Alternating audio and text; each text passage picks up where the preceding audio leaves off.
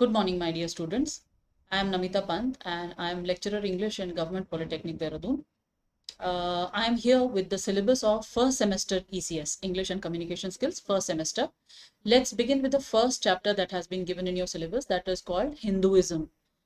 And let me tell you something about this chapter first. 18 आप देख सकते हैं इसमें ब्रैकेट के अंदर लिखा हुआ है 1893 शिकागो, है ना।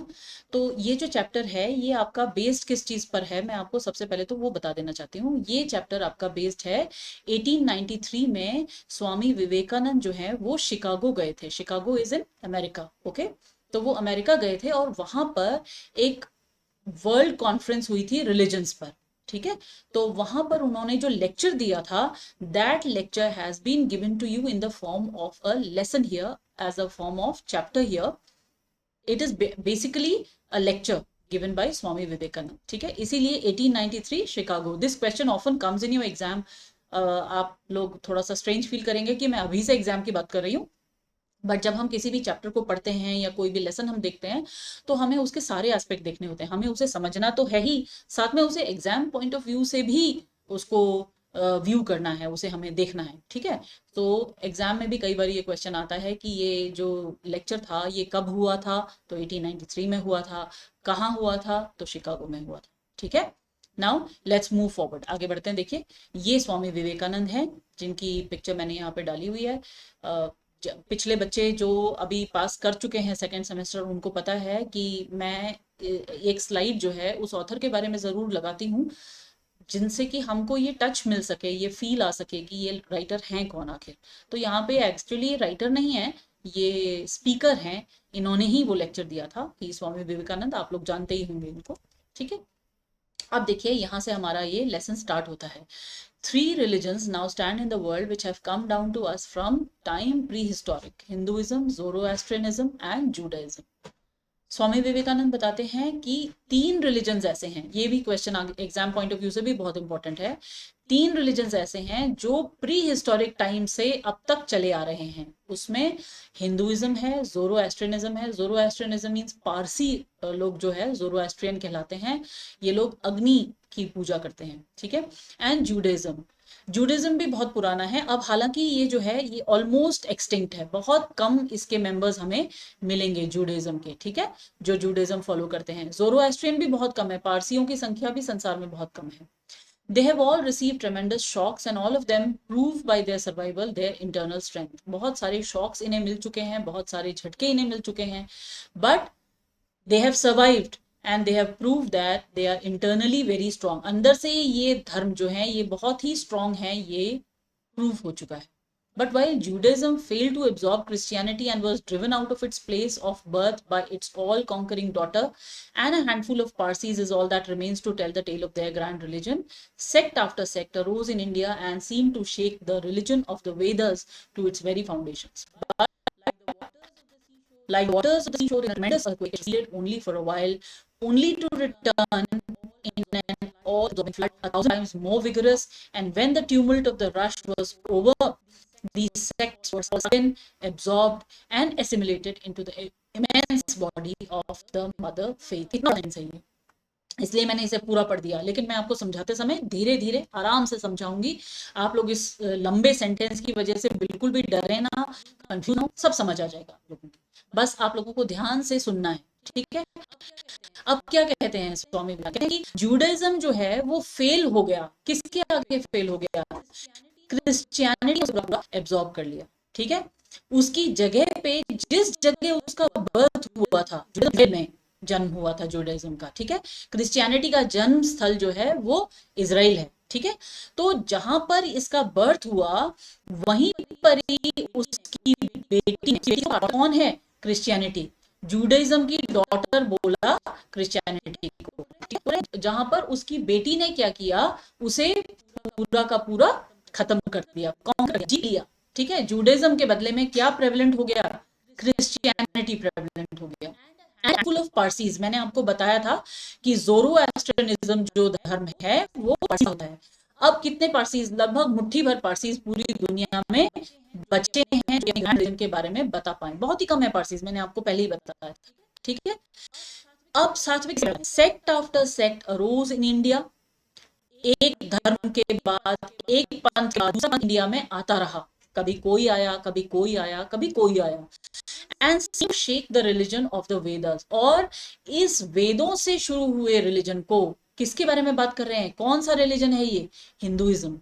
ठीक है, जो वेदों से जन्म लिया हुआ धर्म था, हिंदुइज्म था या हिंदू था या सनातन धर्म जिसे हम कह सकते हैं वो था, उसकी फाउंडेशंस को, उसके बेस को ही उसने हिला, जैसे कि ये धर्म भी खत्म हो जाएगा, सनातन धर्म भी नष्ट हो जाएगा, क्योंकि एक पंथ के बाद दूसरा पंथ जन्म लेता जा रहा था इंडिया में। ठीक है, but like the waters of the sea shore in a ट्रेमेंडस earthquake, ऐसा लगता है जब समुद्र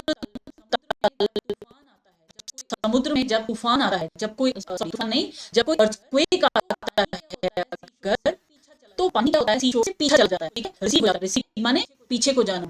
थोड़ी देर के लिए जाता, कितनी देर के लिए, वो ऐसा लगता है जैसे कि हमेशा के लिए गया, जाता नहीं है हमेशा के लिए। क्या होता है, थोड़ी देर के लिए, जैसे समुद्र तल से अर्थक्वेक के आने पर पानी पीछे चला जाता है, only to return in an all, वापस जब आता है तो किस रूप में आता है, फ्लड की तरह आता है। फ्लड का मतलब होता है बाढ़। ठीक है, सबको निगल लेने वाली, ऑल एब्जॉर्बिंग माने सबको निगल लेने वाली बाढ़ के रूप में वापस लौट कर आता है, 1,000 टाइम्स मोर विगरस। और कैसा बन के आता है, 1,000 गुना ज्यादा शक्तिशाली बन के वो वापस आता है पानी। And when the tumult of the rush was over, और जब ये रश जो है होता है, जब ये रश, जिस रश से वो वापस आया था, जब वो खत्म हो जाता है, जब वो रश धीमा पड़ जाता है, these sects were all sucked in, जितने सारे पंथ उस बीच में लिए थे भारत में, वो सारे के सारे खत्म हो चुके होते हैं, एब्जॉर्ब हो चुके होते हैं या मिल चुके होते हैं। एसिमिलेट होना माने किसी के साथ मिल जाना।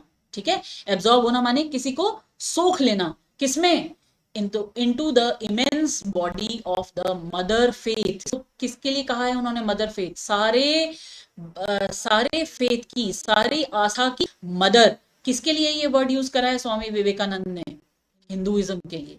ठीक है, कि जब ये धर्म लौट के आया, तो जितने सारे सेक्ट उससे पहले यहाँ पर जन्म लिए थे, वो सेक्ट जो हैं इसी में ही मिल गए। ठीक है, हिंदुइज्म में, हिंदुइज्म को दूसरा नाम उन्होंने क्या दिया, मदर फेथ। ठीक है, इस मदर फेथ में वो भी समा गए। ठीक, ये आपको मेरे ख्याल से इतना, जितना इस स्लाइड में था, ये आप लोगों की समझ आ गया होगा। कोई भी कंफ्यूजन होगा, आप लोग कमेंट बॉक्स में मुझे, चैट बॉक्स में जरूर मैसेज कीजिएगा, मैं आपको फिर से एक्सप्लेन कर दूंगी। ठीक है, लेट्स मूव फॉरवर्ड। बिल्कुल भी डरना नहीं है इन चैप्टर्स से, ये स्टोरीज नहीं है जरूर, लेकिन इसमें हमारे सनातन धर्म के बारे में बहुत सारी ऐसी बातें बताई हुई हैं, बहुत सारी ऐसी बातें कही हुई हैं जिनसे हमें कुछ नया ही सीखने को मिलेगा। तो अगर आप पूरे ध्यान से इसे सुनेंगे तो आपको डिफिकल्ट नहीं लगेगा। इंग्लिश का जहां तक सवाल है, तो थोड़ा सा आपको प्रॉब्लम हो सकती है, इसलिए कि जैसे मैंने आपको बताया, देखो ये वाला सेंटेंस जो है यहां से स्टार्ट हो रहा था और ये जाके खत्म हुआ यहां पर। इतने बड़े सेंटेंस को आप जब तक टुकड़े टुकड़ों में समझेंगे नहीं, तब तक आपकी समझ नहीं आएगा। इसलिए डरना नहीं है, जैसे मैंने अभी आपको धीरे धीरे करके समझाया है, जितनी बार भी आपको कंफ्यूजन हो, आप दोबारा इस वीडियो को देखिएगा, आप लोगों की समझ आ जाए। ठीक है, चलिए अगले स्लाइड की ओर बढ़ते हैं। From the high spiritual flights of the Vedanta philosophy, of which the latest discoveries of science seem like echoes to the low ideas of idolatry with its multifarious mythology, the agnosticism of the Buddhists, and the atheism of the Jains, each and all have a place in the Hindus' religion. वो कहते हैं, देखो वेदांत philosophy में जो ऊंची ऊंची spiritual flights, मतलब spiritual flights मतलब जो आत्मिक ज्ञान, जो आत्मिक ऊंचाई वेदांत फिलॉसफी बताती है, वेदांत माने जो फिलॉसफी वेदों में दी गई है उसे वेदांत फिलॉसफी कहते हैं। ठीक है, जो दर्शन शास्त्र वेदांत का है, उसकी जो ऊंची उड़ाने हैं, स्पिरिचुअल उड़ाने, वहां से लेकर के of which the latest discoveries of science seems like echoes, वो कहते हैं ऐसा लगता है जैसे जितनी भी सारी नई डिस्कवरी साइंस कर रही है, उसकी एक गूंज जो है वो मिलती है हमें, वेदांत फिलॉसफी में मिलती है। वो सारा ज्ञान, वो सारे भाव, उस सब का सार हमें वेदांत फिलॉसफी में मिलता है। तो मतलब जो साइंस डिस्कवरीज कर रही है वो कोई नई नहीं है, उसकी गूंज पहले से ही वेदांत फिलोसफी में थी। ठीक है, to the low ideas of idolatry. अब वो कहते हैं साथ ही एक तरफ तो इतनी ऊंचाई है, दूसरी तरफ आइडोलेट्री। आइडोलेट्री का मतलब क्या होता है हिंदी में? आइडोलेट्री मतलब मूर्ति पूजा। मैं कोशिश तो करूंगी इसको लिखने की, लेकिन वैसे अगर आप सुन लेंगे तो आपको ज्यादा अच्छे से समझ आ जाएगा। मूर्ति पूजा को आइडोलेट्री, आइडल मतलब AIDOL, आइडोल मतलब होता है मूर्ति। ठीक है, मूर्ति, और मूर्ति पूजा को कहते हैं आइडोलेट्री। ठीक है, तो कहां कितनी नीचाई तक पहुंचता है? आइडोलेट्री की नीचाई तक पहुंचता है। ठीक है, मूर्ति पूजा तक, विद इट्स मल्टीफेज, अलग अलग तरीके की माइथोलॉजी क्या होती है? ऐसी कहानियां जो कि सच नहीं होती, लेकिन होती क्यों है फिर? ये सिंबल्स होते हैं। एक्चुअली हमको सिंबॉलिकली कोई चीज का महत्व बताया जाता है इन कहानियों के माध्यम से, इनको कहते हैं माइथोलॉजी। ठीक है, the agnosticism of the Buddhist, जो बुद्धिस्ट फिलोसफी है, जो बुद्धिस्ट अहिंसा की फिलोसफी हमें सिखाती है, वो भी इसके अंदर समझ है। The atheism of Jains, Jain जो है वो एथीस्ट होते हैं। एथीस्ट मतलब क्या होते हैं? एक तो होते हैं जो ईश्वर को मानते हैं, उन्हें कहते हैं थीस्ट, और एथीज्म मतलब होता है जो ईश्वर को नहीं मानते। ठीक है, जो ईश्वर की सत्ता को नहीं मानते, नॉन बिलीवर्स इन गॉड। ठीक है, जो गॉड को नहीं मानते। तो जैन वो गॉड को नहीं मानते हैं, ठीक है, वो नेचर को ही सबसे ऊंचा मानते हैं, सुप्रीम मानते हैं। तो चाहे एग्नोस्टिसिज्म हो बुद्धिस्ट का, चाहे एथीज्म हो जैन का, each and all have a place in the Hindus religion। इस हिंदू रिलीजन में, इस सनातन धर्म में इन सभी के लिए जगह है। चाहे किस किस की जगह है? चाहे वेदांत फिलॉसफी हो, ठीक है, जिसमें कि साइंस की नई डिस्कवरीज की सबकी गूंज उसमें पहले से हमें नजर आती है, चाहे वो आइडोलेट्री हो, मूर्ति पूजा हो, चाहे वो माइथोलॉजी हो, ठीक है, चाहे वो बुद्धिस्ट का जो अहिंसात्मक जो उनका भाव है वो हो, चाहे जैन का एथिज्म हो, गॉड को नहीं मानने वाला तरीका हो, नेचर की पूजा हो। हम भी तो नेचर की पूजा करते हैं, अग्नि की हम पूजा करते हैं, पवन की हम पूजा करते हैं, है ना, बादलों की हम पूजा करते हैं, आकाश की पूजा करते हैं, धरती की पूजा करते हैं। तो ये सब क्या है? नेचर की ही तो वर्शिप है। तो चाहे वो जैन का एथिज्म हो, ये सब कुछ समाहित है किसमें? हिंदू धर्म में। ठीक है, where then the question arises, where is the common center to which all these widely diverging radii converge? वो कहते हैं क्वेश्चन उठा ही कैसे कि ये कॉमन सेंटर कहां है, जिसका कि रेडियस जो है, जिसका जो सेंटर है, कॉमन सेंटर इस रेडियस के लिए। जैसे एक सर्कल होता है ना, एक सर्कल का अगर हम कोई रेडियस डिसाइड करेंगे, रेडियस क्या होता है? आधे से शुरू है ना, एक कोई सेंटर पॉइंट जरूर होता है उस रेडियस के लिए। इस धुरी से, इस सेंटर से ही ये पूरा जो सर्कल है ये कवर होता है। तो वो कहते हैं ये रेडियाई जो है वो कहां आके मिल रहा है, यानी कि ये जो सेंटर है, इस सेंटर को उन्होंने क्या कहा? स्वामी विवेकानंद इसे क्या कहते हैं? कहते हैं ये ही है हिंदुइज्म। ठीक है, ये हिंदुइज्म में ही आके है। ठीक है, कॉमन सेंटर हिंदू धर्म है। Where is the common basis upon which all these seemingly hopeless foundations rest? देखो, दिखने में seemingly मतलब दिखने में ये कैसे दिखते हैं? होपलेस हैं। क्या क्यों है? क्योंकि ये कॉन्ट्रडिक्शंस है। कॉन्ट्रडिक्शंस का मतलब होता है विरोधी चीजें, ऑपोजिट चीजें।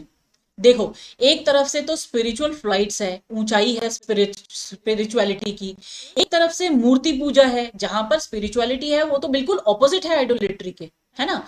एक तरफ जो है एग्नोस्टिसिज्म है, अहिंसात्मक व्यवहार है, ठीक है। दूसरी तरफ माइथोलॉजीज है जिसमें कि अनेकों कहानियां, और माइथोलॉजी क्या होती है? सब कल्पना पर बेस्ड होती है, रियलिटी पर कुछ भी बेस्ड नहीं होती। स्पिरिचुअल जो फ्लाइट्स होती हैं वो सारी रियलिटी पर बेस्ड होती हैं, ये जो है ये सारी कल्पना पर बेस्ड होती हैं, ठीक है। तो ये सारी चीजें क्या है? कॉन्ट्रेडिक्टरी हैं, विरोधी हैं। तो ये सारी दिखने में जो बिल्कुल कॉन्ट्रेडिक्टरी होपलेस चीजें हैं, इसके लिए कॉमन बेसिस क्या है पूछते हैं। क्या है वो कॉमन बेसिस? हिंदुइज्म।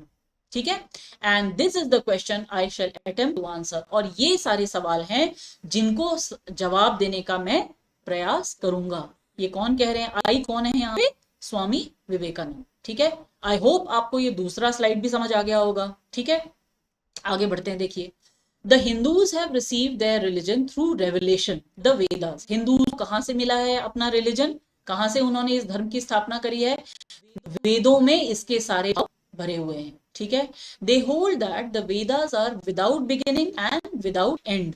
ये मानते हैं, दे कौन है, ये हिंदूज। ठीक है, ये मानते हैं कि वेद है उनकी ना तो आदि है और ना उनका अंत है, अंतहीन है। ना तो शुरुआत हमें समझ आ सकती है, ना हमें उनका अंत कभी दिख सकता है, क्योंकि ये तो फिलॉसफी है, ये किताबें नहीं है, ये एक्चुअली क्या है, फिलॉसफी है, दर्शन शास्त्र है।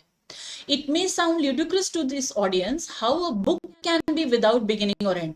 आप लोगों को लग रहा होगा, जो ऑडियंस यहाँ पे बैठी है, मैंने बताया ना कि ये लेक्चर है उनका, तो बोलते हैं कि इन ऑडियंस को थोड़ा सा अजीब लग रहा होगा कि कैसे कोई बुक हो सकती है जिसका ना तो शुरुआत हो और ना जिसका एंड हो। हम वो कह रहे हैं by the Vedas no books are meant. पर जब मैं वेदों की बात करता हूं तो मैं किताबों की बात नहीं कर रहा। मैंने अभी आपको बताया ना शुरू में ही कि किताबों के बारे में बात नहीं कर रहे हैं, ये तो दर्शन शास्त्र के बारे में बात कर रहे हैं। ठीक है, उस विचारधारा के बारे में बात कर रहे हैं। They mean the accumulated treasury of spiritual laws discovered by different persons in different times. मैं इसके बारे में बात कर रहा हूँ। वेद अगर कहता हूं तो accumulated treasury, accumulate करना माने होता है इकट्ठा करना, treasury माने क्या होता है, treasury माने खजाना।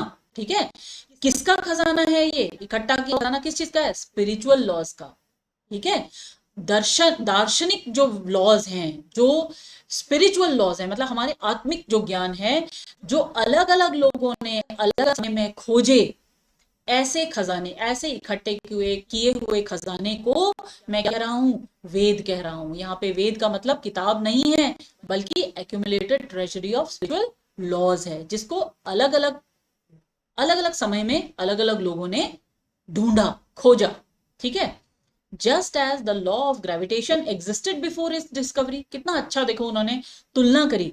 जस्ट एज, आपको अगर हम पोएटिक लॉ के बारे में बात करें, पोएटिक व्यूज के बारे में बात करें, तो जहां पर एज आ जाता है वहां पर एक फिगर ऑफ स्पीच लगता है, उसे बोलते हैं सिमिली। ठीक है, SIMILE, सिमिली। तो सिमिली माने तुलना करना। किस चीज की तुलना देखो उन्होंने की है, बोलते हैं just as the law of gravitation existed before its discovery. जब उसकी खोज नहीं हुई थी, न्यूटन ने खोज करी थी ना ग्रेविटेशन की लॉ की, है ना, तो वो कहते हैं जब तक उसकी खोज नहीं हुई थी, क्या ग्रेविटेशन एग्जिस्ट नहीं करता था, ग्रेविटेशन तो एग्जिस्ट करता था। उसको इन्वेंट नहीं किया गया, उसे खोजा गया, वो था पहले से ही, खोज उसकी बाद में हुई, है ना, उसको नाम बाद में मिला। And would exist if all humanity forgot it. और तब भी वो एग्जिस्ट करेगा जब सारी मनुष्य उसे भूल भी चुकी होगी। जैसे हमें हर समय थोड़ा याद रहता है कि हम ग्रेविटेशन की वजह से जमीन पर टिके हुए हैं, है ना, हम अक्सर इसे भूल जाते हैं इस चीज को। लेकिन हम जाने या न जाने, ग्रेविटेशन तो एग्जिस्ट करता ही है। ठीक है, so is it with the laws that govern spiritual world. और इसी तरीके से कहते हैं, जिस तरीके से ग्रेविटेशन हमेशा एग्जिस्ट करता है, इसी तरीके से स्पिरिचुअल वर्ल्ड को रूल करने के लिए हमेशा से लॉज बने हुए हैं, कानून बने हुए हैं। ठीक है, the moral, ethical and spiritual relations between soul and soul, between individual spirits and the father of all spirits were there before their discovery and would remain even if we forgot them. वो कहते हैं नैतिक जो हमारे क्या कहते हैं rules हैं, ठीक है, एथिकल जो हमारे रूल्स हैं, ठीक है, मॉरल और एथिकल ऑलमोस्ट एक जैसे होते हैं, नैतिक रूल्स को कहते हैं, और स्पिरिचुअल रूल्स, है ना, हमारे आत्मिक जो रिलेशन है, किसी सोल एंड सोल, एक आत्मा और दूसरी आत्मा के बारे बीच में जो रिलेशन है, या जो एक इंडिविजुअल स्पिरिट और जो father of all spirits. Father of all spirits किसको कहा है, यहाँ कौन है फादर ऑफ ऑल स्पिरिट्स, सारी आत्माओं का के पिता समान कौन है, गॉड। ठीक है, तो इंडिविजुअल स्पिरिट्स का जिस प्रकार फादर ऑफ ऑल स्पिरिट्स के साथ रिलेशन होता है, वो चाहे हम डिस्कवर अभी कर चुके या नहीं कर चुके, वो हमेशा से ही एग्जिस्ट करता है, उनकी खोज से पहले से ही वो एग्जिस्ट करता है। मतलब जब से इस संसार में कोई सोल रही है, उसका दूसरी सोल के साथ क्या रिलेशन है, मॉरल, एथिकल, स्पिरिचुअल लेवल पर।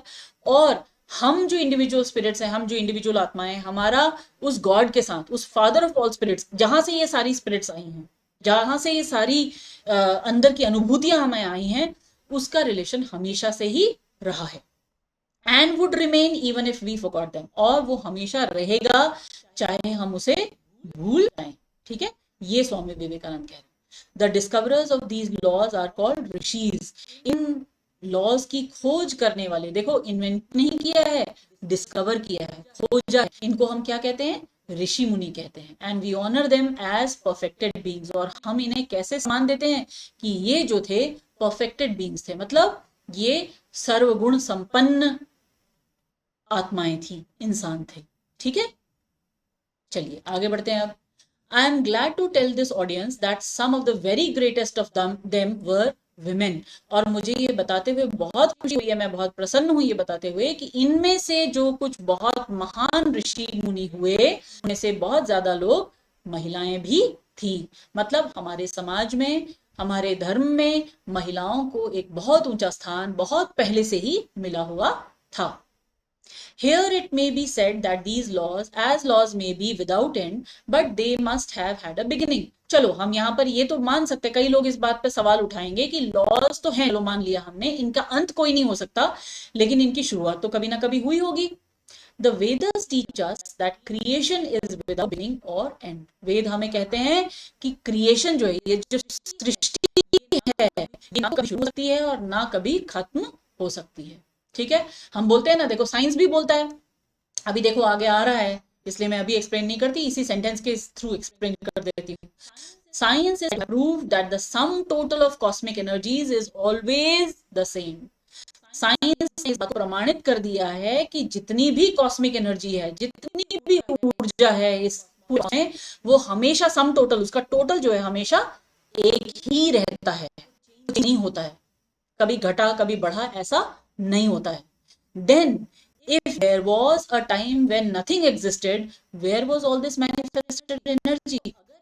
तो अगर ऐसा समय था जब जो सब आज है वो एग्जिस्ट अगर नहीं करता था, वो नहीं था, ठीक है, तो ये एनर्जी सारी कहाँ थी फिर?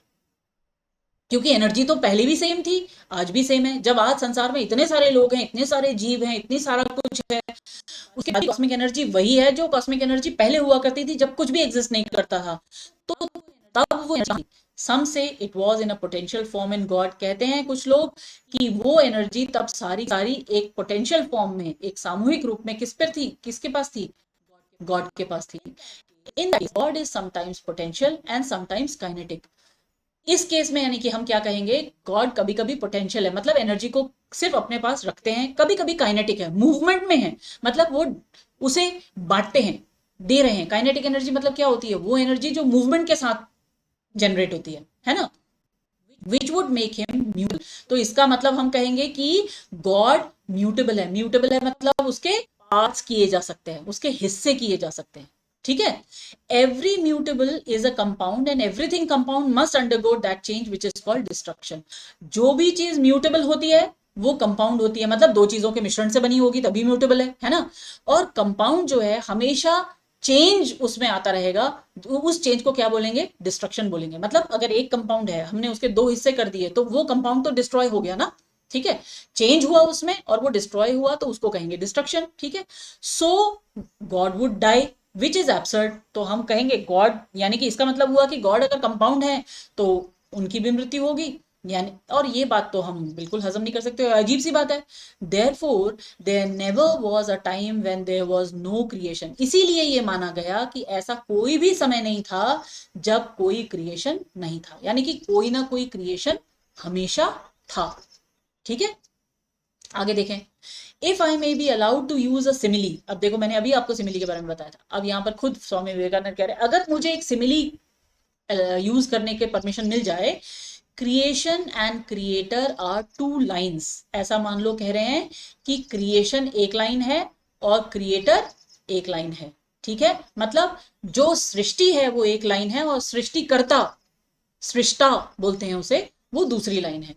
Without beginning and without end, ये लाइन ना तो कभी कहीं से शुरू होती हुई दिखाई दे रही है और ना कहीं खत्म होती हुई दिखाई दे रही है। Running parallel to each other, और कैसे चल रही है? हमेशा एक दूसरे के पैरेलल, समानांतर चल रही है। ठीक है, God is the ever active Providence. God क्या है? एक ऐसा खजाना है, एक ऐसा सोर्स है एनर्जी का, जो कि एवर एक्टिव है, हमेशा ही एक्टिव मोड में रहता है. By whose power systems after systems are being evolved out of chaos, made to run for a time and again destroyed. उनके अंदर से क्या हो रहा है, पावर सिस्टम्स निकलते जा रहे हैं, एक सिस्टम के बाद दूसरा सिस्टम. ऐसा लग रहा है जैसे पूरा केओस है, कोई ऑर्गेनाइज नहीं है, चीजें बिखरी हुई चीजों में से वो एक सिस्टम से दूसरा सिस्टम निकालते जा रहे हैं. थोड़े टाइम तक वो सिस्टम रन कर रहा है, फिर वो डिस्ट्रॉय हो जा रहा है, फिर नया सिस्टम रन होने लग जा रहा है. ठीक है, दिस इज वॉट द ब्राह्मण बॉय रिपीट्स एवरी डे. यही एक ब्राह्मण बच्चा हर रोज रिपीट करता है. क्या? The sun and the moon the Lord created like the suns and the moons of previous cycles. जो भी सूर्य और चंद्रमा हम आज देख रहे हैं, ईश्वर ने ऐसे सन्स, ऐसे सूर्य और ऐसे चंद्रमा पिछली साइकिल्स में भी क्रिएट करते रहे वो. And this agrees with modern science. और ये सारी चीजें मॉडर्न साइंस भी इस बात को मानती है, आधुनिक विज्ञान भी इस बात को मानता है. हम ये मानते हैं ना, आज हम इस बात को मानते हैं कि हमारा सन ही अकेला सन नहीं है, ऐसे कई सारे सन हैं. हमारा मून ही अकेला मून नहीं है, ऐसे कई सारे और मून हैं और होते रहे हैं. ठीक है, here I stand, and if I shut my eyes and try to conceive my existence, I, what is the idea before me? वो कहते हैं, जब अगर मैं यहाँ खड़ा हूं और अगर मैं अपनी आंखें बंद करूं और अपने एग्जिस्टेंस को, अपने अस्तित्व को अगर मैं सोचने पे आऊं, मैं मेरे से पहले क्या आइडिया आएगा? The idea of a body. ठीक है, जब मैं सोचूंगा तो मेरे दिमाग में क्या आएगा कि एक शरीर मेरे पास है. Am I then nothing but a combination of material substances. तो ये सवाल उठेगा कि क्या मैं मटीरियल सब्सटेंसेस, भौतिक चीजों का एक कॉम्बिनेशन होने के अलावा कुछ और नहीं हूं? मतलब मैं जो हूं या जो मेरा शरीर है, वो सिर्फ क्या मटेरियल सब्सटेंसेस का कॉम्बिनेशन ही है, भौतिक चीजों का एक इकट्ठा किया हुआ स्वरूप ही है, या कुछ और नहीं है क्या इसमें? आगे देखो, the Vedas declare no, I am a spirit living in a body. Veda कहते हैं नहीं, तुम केवल मटेरियल चीजों का इकट्ठा किया हुआ स्वरूप नहीं हो, तुम एक आत्मा हो, जो कि जीती जागती आत्मा. कैसी आत्मा हो? जीती जागती आत्मा हो, जो कि एक शरीर में रहती है. शरीर तो केवल एक आउटर फॉर्म है ना. आप लोगों ने ये पढ़ा भी है संस्कृत में. हम शुरू में जब श्लोक पढ़ते थे बचपन में, तो वो सारे श्लोक लगभग यही हमें बताते थे. गीता के जितने भी सारे श्लोक है वो हमें यही बताते हैं कि बाहर का स्वरूप तो केवल कपड़ों जैसा है. I am not the body, मैं केवल बॉडी नहीं हूं. I am not the body, the body will die but I shall not die. Body तो मर जाएगी लेकिन मैं नहीं मरूंगा. वो मैं किसको कहा है? जो स्पिरिट हमारे अंदर जीवित है, जो आत्मा हमारे अंदर जीवित है. Here I am in this body, it will fall but shall go on living. अभी मैं इस बॉडी में हूं, ये किसी दिन गिर जाएगी, किसी दिन ये खत्म हो जाएगी, लेकिन मैं आगे जाता रहूंगा. I had also a past, मेरा एक पास्ट भी था. The soul was not created for creation means a combination which means a certain future dissolution. देखो कितनी बढ़िया बात बोल रहे हैं स्वामी विवेकानंद. वो कहते हैं कि सोल क्रिएट नहीं हुई थी कभी भी. क्यों नहीं क्रिएट हुई थी? कह रहे हैं क्योंकि क्रिएशन का मतलब होता है कॉम्बिनेशन. जब कुछ चीजें आपस में कंबाइन होंगी तो वो क्रिएट होंगी. जैसे बॉडी मान लो फॉर एग्जांपल, ये हमारा जो शरीर है, कुछ चीजें कंबाइन हुई इसमें, है ना. हमारे मांस आया, ब्लड आया, ये हड्डियां आई, ये सारी चीजें जब इकट्ठी हुई तो एक बॉडी का फॉर्म उसने लिया, है ना. इसीलिए ये कभी ना कभी खत्म भी जरूर हो जाती है, क्योंकि उसका एक लिमिटेड टाइम होता है. इसलिए जो ये सोल है ये क्रिएटेड नहीं है, कह रहे हैं. वो कह रहे हैं क्योंकि क्रिएशन का मतलब तो हुआ एक कॉम्बिनेशन, और कॉम्बिनेशन का मतलब ये हुआ कि कभी ना कभी वो फ्यूचर में डिसोल्यूट जरूर हो जाएगा, मतलब वो कभी ना कभी खत्म जरूर हो जाएगा. ठीक है, if then the soul was created it must die. तो अगर सोल क्रिएट की गई है तो वो मरनी भी चाहिए. Some are born happy, enjoy perfect health with beautiful body, mental vigor and all want supply. कुछ लोग जन्म लेते हैं, बड़े खुश रहते हैं पूरी अपनी जीवन भर, हेल्थ उनकी बिल्कुल ठीक रहती है, शरीर उनका बड़ा सुंदर होता है, दिमाग उनका बड़ा काम करने वाला होता है, एनर्जाइज दिमाग होता है, और जितनी भी उनकी जरूरतें होती हैं वो उन्हें पूरी पूरी मिल जाती हैं. अदर्स आर बॉर्न मिजरेबल, जबकि कुछ और लोग होते हैं जो गरीबी में जन्म लेते हैं. सम आर विदाउट हैंड्स और फीट, किसी के हाथ पांव नहीं होते. अदर्स अगेन आर इडियट्स, कुछ ऐसे होते हैं जो थोड़े मूर्ख होते हैं, मतलब उनकी बुद्धि उतनी तीव्र नहीं होती. ठीक है, and only drag a wretched existence, और उनकी जो एग्जिस्टेंस होती है, उनका जो यहाँ पे अस्तित्व होता है, वो बड़ा दुख भरा होता है. ठीक है, बड़ा खराब होता है. Why if they are all created, why does a just and merciful God create one happy and another unhappy. तो वो कह रहे हैं अगर ये क्रिएट ही हुए हैं सारे, तो फिर उस दयालु भगवान ने एक को खुश रखा पूरे जीवन भर और एक को पूरे जीवन भर दुख दिया. Why is he so partial, उन्होंने ऐसी भेदभाव उन्होंने ऐसा क्यों किया, है ना। अगर ये क्रिएट ही किया गया है, अगर गॉड ने ये क्रिएट ही किए होते तो फिर वो सबको परफेक्ट क्रिएट कर देता। ठीक है, ये स्वामी विवेकानंद यहाँ पे कह रहे हैं। आगे बढ़ते हैं, देखो, nor would it mend matters in the least to hold that those who are miserable in this life will be happy in another one। या फिर देखो, वो ऐसे मैटर्स को मेंड नहीं करते, वो ऐसे रिपेयर नहीं करते मैटर्स को। मेंड करना माने रिपेयरिंग करना, ऐसे नहीं करते कि ये चलो एक शर्त दे देते, जो इस जीवन में दुखी रहे वो अगले जीवन में खुश हो जाएंगे, ऐसा कर देते वो। Why should a man be miserable even here in the rain of a just and merciful God. अगर उस दयालु भगवान की यहाँ पे सत्ता है, रेन होना माने सत्ता होना, ठीक है, जस्ट माने हुआ जो जस्टिस देते हैं, न्यायप्रिय, दयालु न्यायप्रिय भगवान की सत्ता में भी ऐसा क्यों है कि कुछ लोग बड़ी दुख भरा जीवन जीते हैं।